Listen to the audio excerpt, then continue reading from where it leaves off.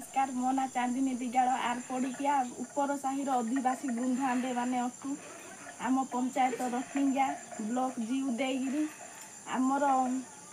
CC road गोटे निहाती आवश्यक होउची जहाँफल आम छुआ मैंने स्कूल जावाक बहुत असुविधार उपकरण भोगुंट पिला सहित छोट छोट पिला माने अच्छी माँ छोट पिला ठारू आरंभ करी बुढ़ी माँ आउ जेजे बापा मैंने यही रोड्रे चली पारूना कि बुली पारूना पिला माने खेली भी पारूना